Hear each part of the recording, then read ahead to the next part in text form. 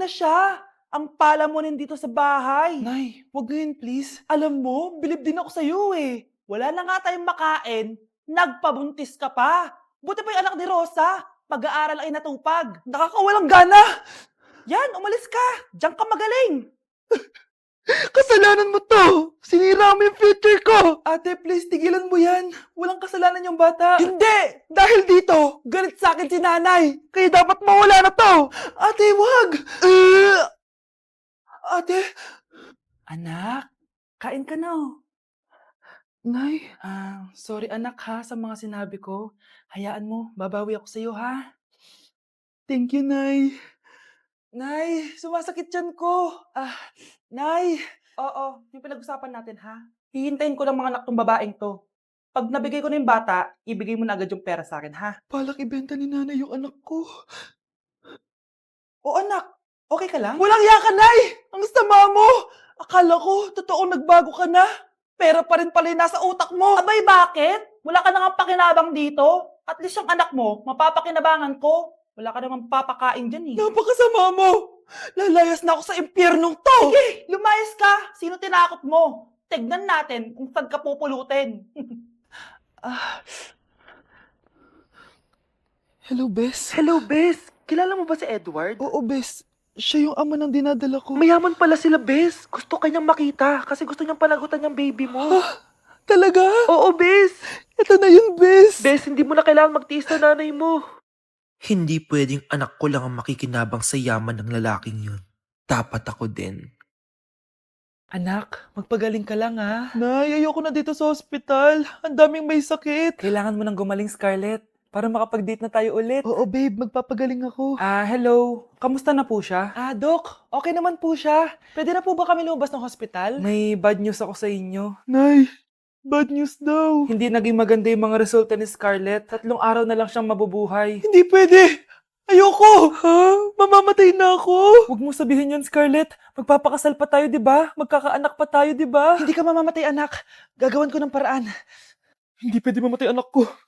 Hindi pwede mamatay anak ko. Tita, una na po muna ako. Gabi na rin po eh. Sige po. Wala na akong choice. Kailangan kong gawin to. Para sa'yo, anak. O anak, kainin mo muna to para gumaling ka na. Sige po, Nay. Sarap. Kain ka lang anak ha. Hello. Kamusta siya? Doc, parang lumakas ako ngayon. Talaga, anak? Malakas ka na? May good news ako sa inyo.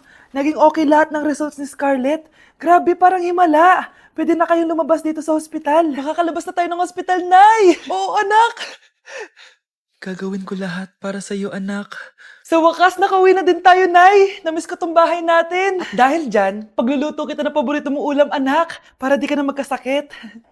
Grabe, ang sarap naman neto, Nay. Parang kakaiba yung karne neto, pero ang sarap. Kain ka lang, ha? Teka, Nay. Dumating po ba yung boyfriend ko?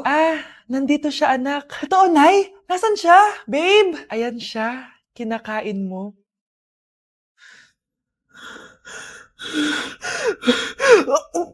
Anak, sigurado ka na bang itutuloy mo yung pagpunta mo sa ibang bansa? Huwag ka na malungkot, Nay. Kailangan ko magtrabaho doon. Para sa inyo ni Kyle. Ate, mamimiss ka namin. Basta anak ha, palagi kang mag-iingat doon. Kapag inaabuso ka nila, tawagan mo lang ako. Ano ka ba, Nay? Think positive lang tayo, ha? Sige na, baka malate pa ako sa flight ko. Bye-bye na, mamimiss ko kayo. Bye, anak. Nay, tumatawag si ate. Talaga? Hello, anak. Kamusta ka na? Nay, nakuha ko na sweldo ko. Nagpadala pala ako sa inyo, ha? Kumain kayo sa labas. Salamat sa binigay mo, anak, ha? Okay ka lang ba? Kapag may problema ka, tumawag ka lang, ha? Opo, Nay. Mababait yung mga amo ko. Huwag ka mag-alala. Nay, may pinadala si ate, oh. Nakamaleta pa. Surprise, Nay! Mga damit at sapatos yan para sa inyo. Siyempre, may chocolate din. Naku, anak, nag-abala ka pa. Pero salamat, ha? Sana inipon mo na lang yung pinanggas mo dito. Okay lang, Nay. Tinaasan nga nila yung sweldo ko kasi magaling daw ako maglinis ng bahay. Sige, anak. Galingan mo palalo, ha? Wow, ang daming laman! Baka di sumasagot si Scarlett. Baka busy. Anak, tumawag na ba ate mo? Ilang araw na siyang di tumatawag ah. Nay, may tumatawag. Ay, salamat sa Diyos, tumawag na. Hello, anak. Nay, may pinadala ulit sa ate. Ang bigat. Ano? Anong nawawala? Ano kaya naman nito? Hello? Hello?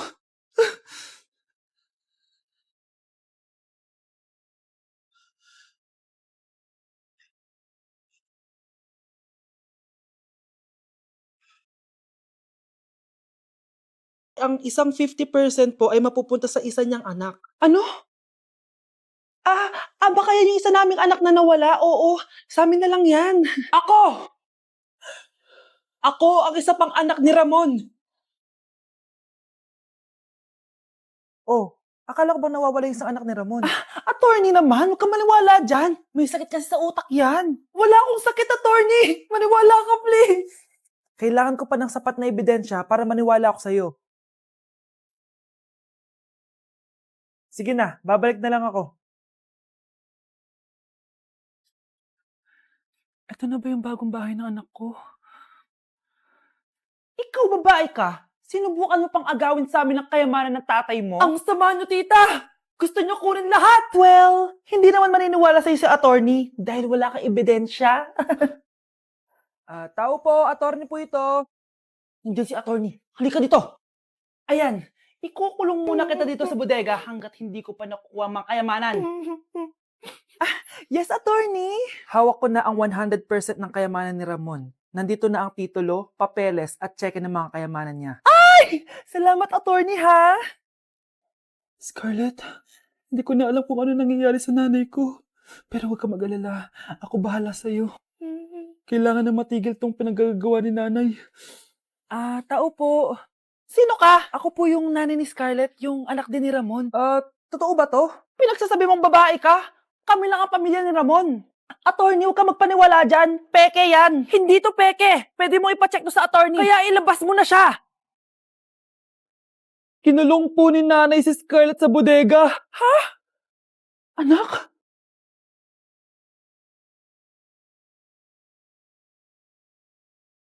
Wow! Anak, di ako makapaniwalang may pinapatayo na tayong bahay. Nay, deserve natin to.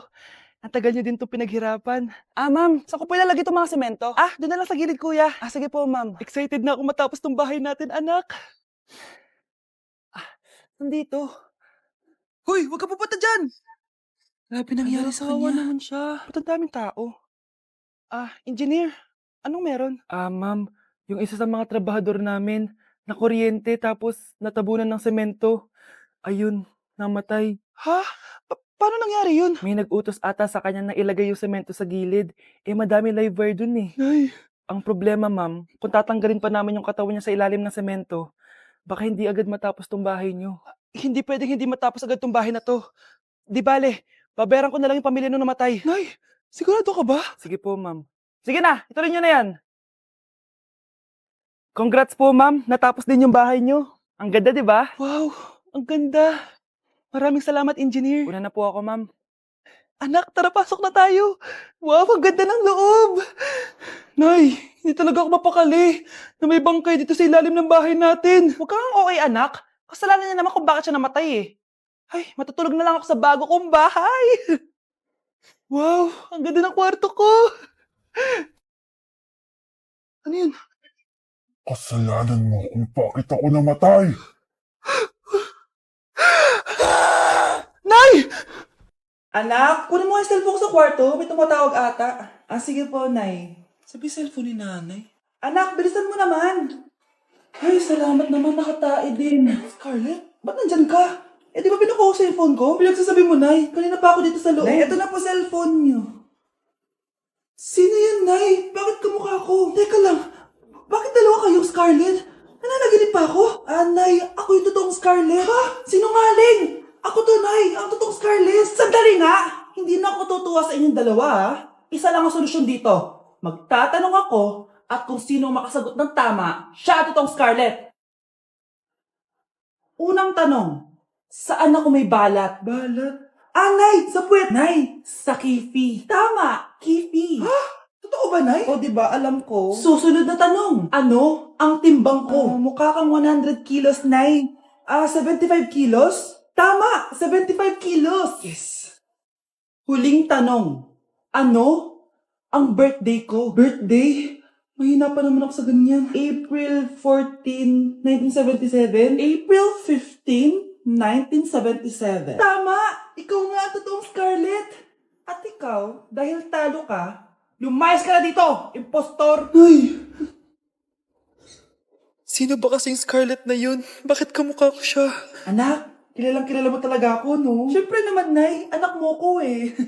Worth it lahat ng pagpaparetoke ko dahil sinira mo ang mukha ko noon. Ngayong napaniwala na kita, gaganti na ako sa'yo. Okay, class. Last 5 minutes. Hirap naman nito. Be, ano sagot sa number 10? Huwag ka mangopya sa akin, Samantha. Mapapagalitan tayo kay ma'am. Tamot mo naman. Ayaw mo akong pakopyahin na? Bilisan nyo, class. 1 minute na lang. Ma'am, nangongopya po si Scarlett sa akin, no? Apakasinungaling mo, Samantha. May nangongopya pala dito? Bagsak ka na sa akin, Scarlett. Apakasama talaga ng ugali mo, Samantha. Nay! O anak, anyari sa'yo? Binagsak ako ng teacher ko. Naniwala kasi siya kay Samantha na nangopya daw ako. Totoo ba yun, Scarlett? Hindi, Nay. Siya talaga yung nangopya sa akin. Walang iya yan, ah. Humanda siya sa akin. Tara, anak. A few moments later. Ma'am, bakit niyo po kami pinatawag dito? Eh, kasi yung anak mo, sinungaling. Siya naman talaga yung nangopya kay Scarlett eh. Hindi po totoo yan. Para malaman natin kung sino nagsasabi ng totoo sa inyong dalawa, mag-quiz na lang kayo ulit. Patay ako nito. Humanda ka ng mapahiya, Samantha.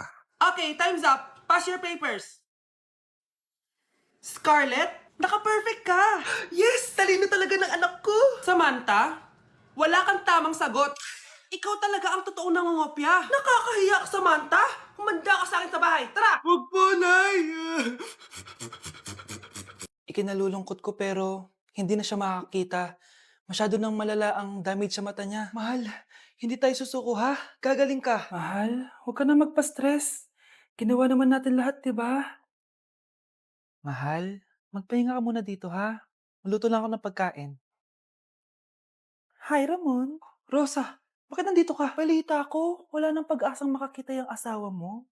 Ibig sabihin, magagawa na natin lahat ng gusto natin. Shh! Huwag kang maingay. Masisira plano natin.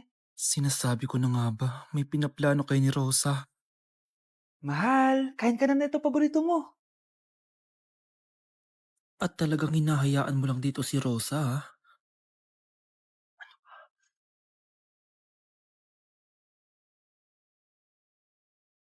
Walang ya kayo? Sa harap ko pa talaga at sa sarili kong bahay? Tay, nabalitaan ko yung nangyari kay nanay. Pagdasal na lang natin na gumaling pa rin siya, anak.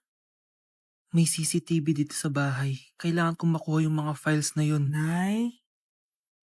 Nay?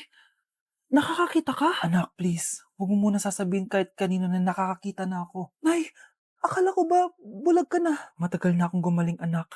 Hindi ko lang masabi kasi may masamang kutob ako dyan sa tatay mo. Sir, good news! Base sa recent lab test ng asawa niyo, nagre-recover yung mata niya. Ano? Ba't parang hindi kayo masaya, sir? Uy, Mare, may field trip kasi yung anak mo. Kailangan ng pirma ng parents. Rosa, sumagot ka. Kapag pinirmahan mo to, akin na lahat ng mga kayamanan mo. Oh, pirmahan mo na. Tita, wala naman ako field trip ah.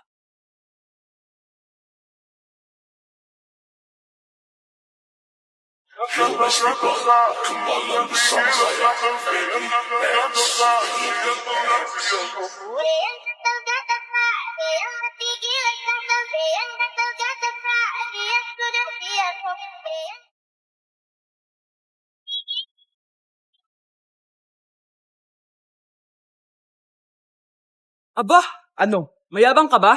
Oo, bakit? Talaga? Ganon. Ano, ha? Ano? Ito, ano? Ano? Dito, lumapit ka. Takot ka pala eh. Ano, ha? Ano?